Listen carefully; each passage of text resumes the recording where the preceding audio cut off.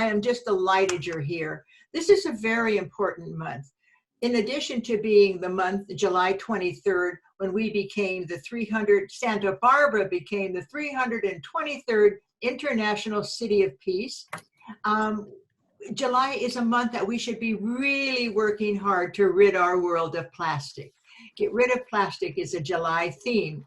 And because Nancy Martin has tried so many times to do just that, and she found how horrible it was and how hard it was, we thought we might as well let everybody know there are 4 things you can do to make sure that you don't have so much plastic. And one is you keep the plastic you have now and don't buy new plastic. Use the plastic you have and go from there. All right, I'm Barbara Gunn-Mueller. Welcome to the United Nations Association, Santa Barbara, and Tri-Counties. And the person who just joined us deserves a round of applause. Her name is Sharon. Sharon took the responsibility of not only getting 2 of the city council members to sign our application to become an international city of peace, but she wrote most of the words that we have now on the International City of Peace. If you go to the International City of Peace and you look at 323, you will see we have our dedicated web page, and it also shows you how you can become a city of peace. It's a very simple process. Thank you, Sharon. I just wanted to tell the world how great you are. And now, Nancy Martin, we are about to start our month of trying to make sure that we keep plastic out of our life as much as we can. And I'm going to turn the program over to Nancy, who's going to introduce Sarah today. And Jack, I want to welcome you. And I will take time to welcome each of you after our program starts. Okay, Nancy. Okay. Can you mute everyone? Sure. Sarah and I. All right. You. Okay. Sarah, can you unmute yourself? Okay. See if she can. That would be a lot easier. And then, thanks, Sarah. Okay. So I want to welcome Sarah Stark, who works at Marborg, and she's the Environmental Compliance and Outreach Coordinator. And that's really important because she's the person that we can get our information from and find out what we can do. I think plastic is my nemesis. I have had a terrible time. I live in a condo, and I face the recycling bins, and people are throwing the wrong kind of plastic in the bins, and they're throwing things in the garbage. I try to live without it, and it's impossible. So I'm really happy that we have Sarah, and later we have Kathi King. And this month, actually, we're at the end of the month, so you almost missed your chance to try to avoid plastic for the month. But you have a few days left, so try it for a few days. Try going into the stores and see if you can get things that don't come in plastic. You will be sadly disappointed, like I've been. So Sarah works closely with the city of Santa Barbara and surrounding jurisdictions to make sure that businesses and residential complexes are in compliance with the state and local recycling laws. And she also gives tours and outreach opportunities to children and adults. And she got her master's in environmental science and management from UCSB. So Sarah, come on and welcome. After Sarah talks, we're going to show the very short movie from The Story of Stuff, which is the story of plastic. Sarah? Welcome, Sarah. Welcome.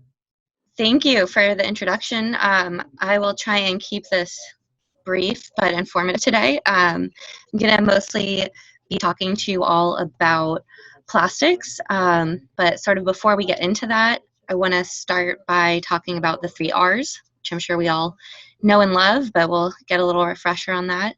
And then we'll talk about which plastics you can and can't recycle here locally. And then we'll go into the reasoning behind it. It's very complicated, the ins and outs of recycling, so I'll just kind of touch on it today. And then we'll look sort of into what we can do to make a difference locally as well as on a larger scale when it comes to being smart with plastic recycling and reuse and all that. So the 3 R's, you know, we probably all learned these at some point. They are reduce, reuse, and recycle. And it's often forgotten that these are actually in order of importance. So recycling gets a lot of attention. It feels good. It makes us think we're doing the right thing, but it's much, much more important to be reducing first. So as Nancy mentioned, you know, trying not to use an item in the first place. And then if you do use or purchase an item, is there a way to repurpose it, reuse it again? Even once or twice before you toss it away can really make a difference. And then lastly, our last ditch effort should be recycling. This chart, hopefully you can see it, is looking at what Californians are throwing away in the waste stream. This is from 2018, but I don't imagine it's changed that much. This is also representative of what we as a nation throw away. It's very similar across the United States. So you can see that plastic makes up about 12% of our waste stream. And this is looking at household as well as businesses, so in total. And while it is a large percentage, it's not as big as you might notice the organics here, and 34%. So that's going to be things like food waste, wood waste, green waste, things that really should not be going into the landfill, but that could be repurposed as mulch or compost. Another reason I included this is I wanted you to notice that paper is actually a pretty large part of the waste stream. And locally, paper and cardboard are what make up the bulk of our recyclable material. One of the reasons is just because it's heavier than plastic. So by weight, it's always going to lead. And then I included this stat that in 2019, our state's overall recycling rate was only 37%. And we're going to talk about some of those challenges, why. But we have a goal as a state to be closer to 75% in just a couple of years. So it's going to be tough to get there. So one of the things that always comes up is, you know, which plastics can you recycle, which aren't recyclable. I tend to stay away from looking at the numbers on the bottom of plastic containers, so I haven't included them here. And that's for a couple of reasons. One is because those numbers don't really mean much to a consumer. They're more intended for the plastics industry and the recycling industry. And another reason is because we take some numbers and not of others, so it just gets really confusing. The way I've presented what we can and can't recycle here, I think is sort of the easiest way to think about it.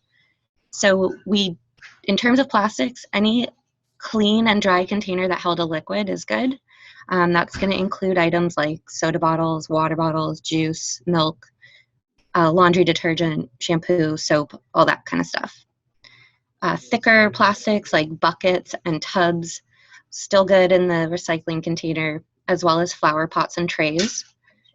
Plastic toys are good as long as the batteries are removed. We can't have any batteries in our recycling, and that's included in plastics. And then rigid plastics that are greater than 6 inches. So we really are looking for hard plastics. If you bang it against something, it's going to make a thud. Nothing that is going to crumple in your hands. We don't want anything flimsy like that. So looking at what we can't recycle, that's going to be any container that's plastic that held food. So that's a newer rule that we've come to, and sort of the easiest way to remember: if it held liquid, yes; if it held food, no. So that goes for berry clamshells. If you buy salad in a plastic container, we do not want that. I do not care how clean it is. We do not take it in our container right now. Yogurt, salsa, all that stuff that we used to take, we can't take it right now. Any plastic that's labeled compostable or biodegradable, we also do not take, and that's because that has to go through a totally different process than recycling. Plastic bags and film plastics, as I mentioned, so plastic that crumples in your hand, that is not accepted in our containers, but I'm sure Kathy will mention this later, but there is a drop-off program available for certain film plastics. Styrofoam as well, we do not want it in our containers, but Marborg actually collects it at both of our recycling centers. And then any single-use items, so straws, cups, plastic utensils, those would need to go in the trash as well. There are, kind of a lot of rules depending on the recycling, but the most important things to note are that it needs to be clean and dry. So, people ask, how clean? Pretty clean. So if you're cleaning your recyclables properly, you shouldn't need a plastic trash bag in that container. So, your plastics and glass and all that should be rinsed and then dried enough that they're not going to get the paper and cardboard wet. That's what we really want to protect locally, is the paper and cardboard, since it's our largest chunk of recycling. And it can easily mold and get ruined from moisture and food and things like that. So you've all noticed, I'm sure, recently that things have changed, especially in regards to plastics. And there's a lot of reasons why we can't just accept all plastics or even recycle all plastics. So I'm going to go through a few of those reasons, just to sort of give some context around why these rules change from time to time. I know it can be frustrating, but there is a sort of a method to the madness. And the main reason that we can't just recycle all plastics really is because they're not all created equal. I've included 2 examples of plastic items here, but you can think about all the different types you encounter on a daily basis.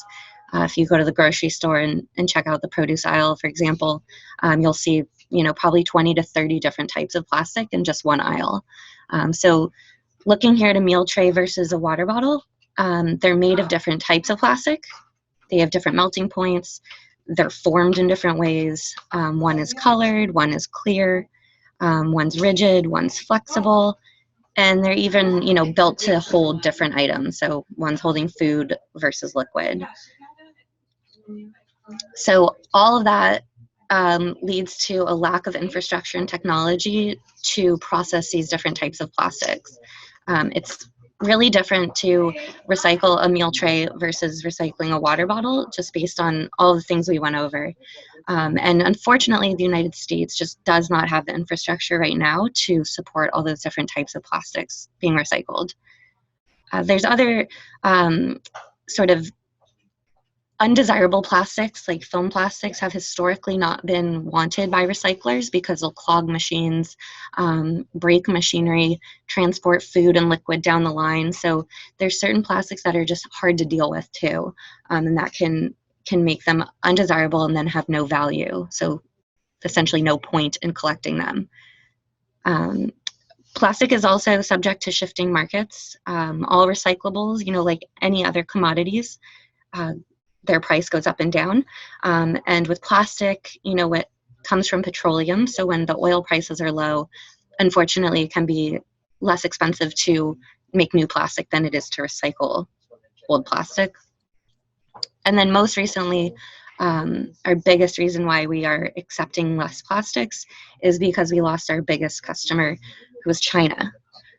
And so China for years and years was accepting most of the world's recyclables, and it was primarily a good thing. They were, rather than sending empty ships back to us when we would, transport goods over there, we would put recyclable items in there, send them over to China, and they would recycle them.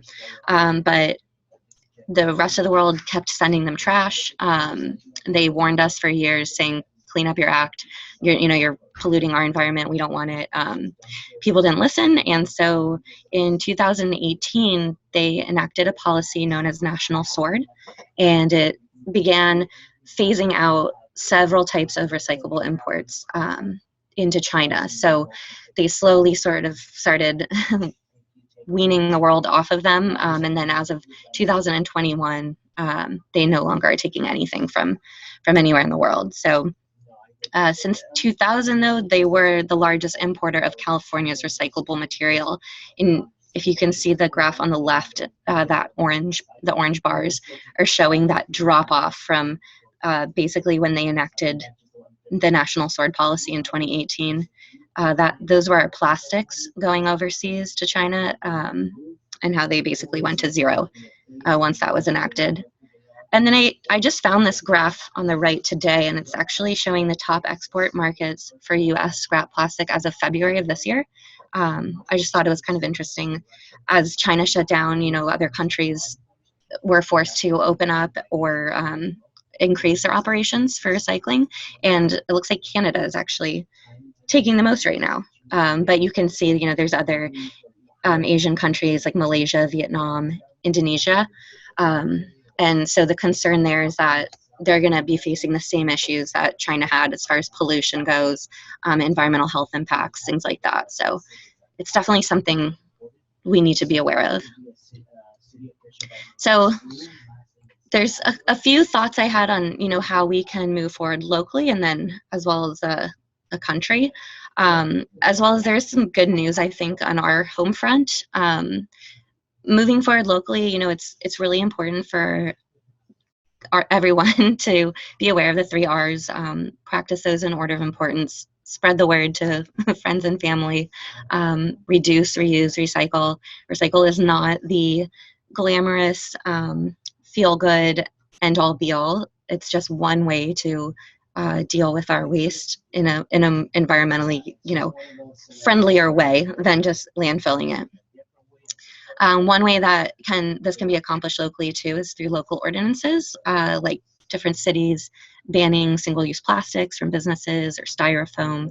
That can really help drive change. We also need to increase the volume and quality of our recyclables. And the way that we are doing that locally is through the county's resource center, which is up at the Tahigas landfill. It's a brand new facility, and Marborg is operating the recycling portion of that. So we have really advanced technology. This is actually a picture of our sorting line. We have brand new sorters, all different ways to sort material in the hopes that we will recover more items that can be recycled rather than having them be landfilled when there could be some value to them. So that's really exciting because our diversion rate away from the landfill will increase. And it's this type of project that can, inspire other communities to hopefully develop similar ones. And then we also need to just keep continuing to educate our customers about contamination. Again, it's all about driving the value of recyclables to make those products more desirable, drive the markets, and keep on recycling. And then on a larger scale, it's kind of more of the same. Again, we need to increase the volume and quality of recyclables, but our infrastructure has been lagging behind. This map is showing the current domestic plastics recycling capacity, so just plastics, and you can see it's pretty sparse. This is actually more than it used to be because once China shut down, some more places have come online domestically, but we have quite a long ways to go. And then I'm guessing Kathi will touch more on this as well, but the plastics industry really has to change. There needs to be an entire redesign and focus on reusable products as well as closed loop systems, and they need to be held accountable for extended producer legislation coming down where they're actually tasked with either contributing to funds to help clean up the plastic or creating new products, whatever it may be. It's something that is a much larger issue than individuals like you or myself can tackle. So those are just my thoughts on how we can improve this going forward. But that's all I have. But if anyone has questions. Sarah, but to me is we all have plastic, but that's because the manufacturers aren't shaping up. How can we shape up the manufacturers so that they don't use the wrong plastic? Yeah, that's, unfortunately a larger legislative issue. There are some things moving. again, I think Kathi will probably talk about this. She's much more well-versed in this aspect, but California has been trying to pass different laws targeting plastics manufacturers. Maine actually just passed, I think, the first one in the United States. So hopefully it's a sign of more to come, but it's just something that takes time and going up against a huge industry with a lot of money. Well, I sure appreciate you bringing us back to the awareness that plastic really is a devastating recyclable. It's just, we don't have any place to put it. I'm going to move over to Nancy because we're on a time schedule, and I know, Sarah, you're going to have to leave. And Nancy, why don't you show the film at this point? And then I want to thank you, Sarah. I had one question for Sarah. Pardon me, Nancy? I had one question for Sarah. Please. Sarah, is when somebody invents a machine that will take care of plastic, recycled plastic, do they share that information? How do you know when there's something that you could buy that would help? Oh, that's a good question. I'm not sure I know how to answer that. It depends who's making it, I guess. It's a lot of these major, chemical companies or plastic corporations are the ones coming up with the machinery to fix the problem. So, okay. Well, I've been seeing some very creative solutions on television, and I'm sure you've seen them too, where they're now making tiles by combining plastic with glass and making tiles. Anyway, this is a big issue, and our young people today could possibly be our solution. They're so creative, and I'm just looking forward to solutions, and I'm looking forward to all of us practicing not using so much plastic. Okay, so now we're going to look at the short movie on plastic, and this came out from the Story of Stuff, which is a group that I really like. And actually, Annie Leonard, who is now the CEO and president of Greenpeace, used to be the CEO and president of Story of Stuff. And so she's moving up in the world, but I still like the Story of Stuff. So here's their short little video. It's an animated video, and there's a much longer, better real movie on plastic, but it's an hour and 35 minutes, I think. So we don't have time to watch that, but I would recommend that you all watch it. It's called The Story of Plastic, and you can see it on YouTube. It is amazing. I watched it, Nancy. Good. Absolutely free, so something worth watching. Okay, so here's this one. Okay. A giant trash island in the ocean. Nancy? Did you see it? Or that poor sea turtle on the straw. Maybe you've even heard how plastic is being found inside the fish we eat. The plastic crisis gets a lot of attention, but the headlines usually focus on the plastic that ends up in the environment. And that's just part of the story. The truth is, plastic has a whole life cycle that's hidden from view, one that harms people and the planet from start to finish. Let's start at the beginning. Plastic is made from fossil fuels like oil or fracked natural gas. Extracting those fossil fuels and turning them into plastics creates a lot of pollution. Pollution that most often affects marginalized communities nearby. As we've gotten better about using less oil and gas to power our lives, the fossil fuel industry found a lifeline in plastics. In fact, oil and gas companies are doubling down on plastic production, with plans to build or expand over 300 petrochemical plants in the US alone by 2025. But these companies already produce more plastic than we can use. So where's all that plastic going? A lot of it's flowing into new markets in places like Asia, Africa, and Latin America. Because more than any other product category, plastic isn't driven by the demand for it, but by the supply. Corporations like Unilever, Nestle, and Procter & Gamble are aggressively marketing single-use plastic products around the world. These companies go to places like Indonesia, where I live, and push their products onto communities that just aren't prepared to deal with all that plastic. Maybe they're used to using natural packaging, Maybe they live on a tiny island without a system of waste collection. And on top of that, countries in the global north are shipping their own plastic waste into these countries too. When you add that all up, it's no wonder so much of this plastic ends up in the environment. And globally, that's where a whopping 32% of plastic packaging ends up. 40% goes to a landfill, where plastic just piles up for future generations to deal with. And 14% is incinerated. Incineration is a nasty business, producing toxic smoke and fly ash. These super expensive facilities depend on plastic to burn everything else. It is oil and gas after all. So they want to see more plastic, not less. Then there's recycling. Unfortunately, it's not the solution that many people think it is.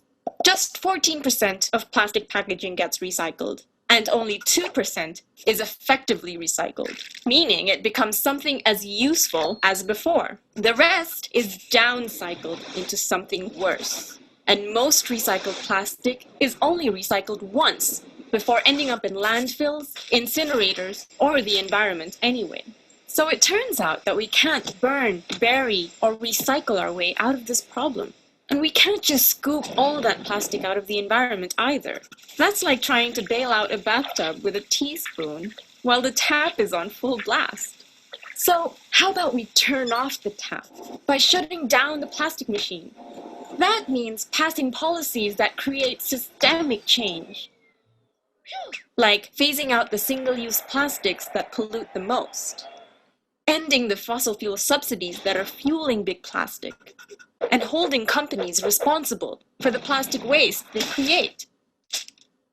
That's how we can achieve our vision of a zero-waste future, where all of our products and packaging can be reused or repaired, effectively recycled or composted, and ultimately how we create a sustainable, circular economy that works for both people and the planet. Visit storyofplastic.org to learn more and take action. Wouldn't that be lovely if we had a zero waste future? Nancy, thank you for putting this program together today. I think it was an amazing, I don't know what you want to call it, an amazing awareness. You know, they always say if you want to change something, it begins with awareness, and we definitely had that happen today. And then the second stage of engineering the consent of the publics we count on is giving them the reasons why they have to pay attention, information. And Kathi, it was very visible today about how we just can't live on piles of plastic, and it just doesn't work. And I've been out in the ocean, and when we were in Sardinia, we cleaned up the beach. And that's such a simple thing to do, but still, we had a pile of plastic, and this is Italy, a pile of plastic, and we only did it for an hour. And, you know, it's just, the plastic is here. And, you know, we're lucky in Santa Barbara. If you go down to Redondo Beach, the plastic is on the sand. The styrofoam is on the sand. You can't really walk on the beach the way you can in Santa Barbara. We're so lucky. But that doesn't mean that we're safe. It doesn't mean that we're going to be able to solve our plastic problem with that. Now, is there another person who has any more questions? We have Kathi, who has kindly stayed on. If there's another question. Okay, looks like we're doing okay. With that, I'm going to say thank you. This is the United Nations Association. I didn't even give you the good news, or did I? That we are the 323rd International City of Peace. And I told that to the City Council today, and they said that's our beginning. If we can make peace with plastic, Kathi, I think we'll all be even happier. All right, my friend. Nancy? Oh, and also, Kathi, we need you to help us because we want the city to adopt the Sustainable Development Goals as our goals. Oh, yes. So that's the next project. Very good. Okay, my friends, may I thank you for being on, and we will be back in August, and we will then bring in a program called Kiss the Earth. It's fabulous, and be sure you join us. It's the fourth Tuesday of each month at 4:30. And if you forget, just go to unasb.org. And I want to thank people who have come on from Oakland, from Dee Boswell, clear across the United States, Carol in Palm Springs, Judith Harris in Pasadena. I want to thank all of you for joining us today. It's amazing how many people we can touch with Zoom. And I want to be a Zoomer the rest of my life. I'm not getting in my car and wasting fuel. Okay, my friends. Thank you. Thank Bye. you Thank you. My pleasure. Thank you. Bye. very much.